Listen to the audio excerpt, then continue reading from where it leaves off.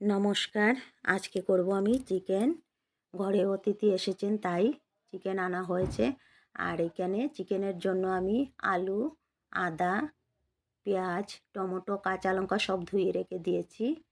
আর হলো রসুনগুলো ধুয়ে রেখে দিয়েছি ভিজিয়ে।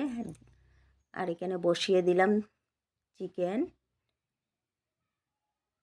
পেঁয়াজ, লঙ্কার গুঁড়ো, হলুদ গুঁড়ো, নুন, গোটা রসুন দিয়ে বসিয়ে দিলাম।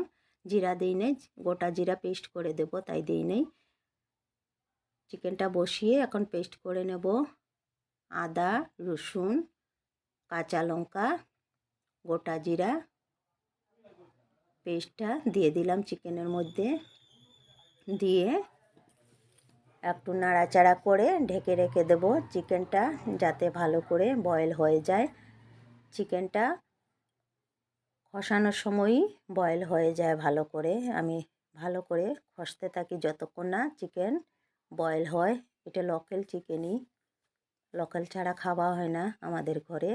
দিয়ে দিলাম আলু আর টমেটো। আলুগুলো কাঁচাই দিই আমি চিকেনে, আজকে মনে হলো একটু ভেজে দেব তাই আগে ভেজে রেখে দিয়েছি আলুগুলো। সাথে টমেটো বড় বড় করে কেটে দিয়ে দিলাম। ভালো করে চিকেনটা কষানোর পর দিয়ে দিলাম ফোটানো জলটা ভালো করে ফুটিয়ে দিয়েছি। দিয়ে একটু নাড়াচাড়া করে ফুটিয়ে নেব।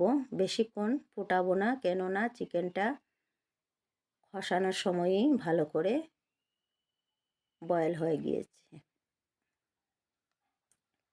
আর একটু নাড়াচাড়া করলাম। গরম মশলা দেবার পর গরম মশলা দিয়ে আর একটু ফুটিয়ে নিলাম নাড়াচাড়া করে।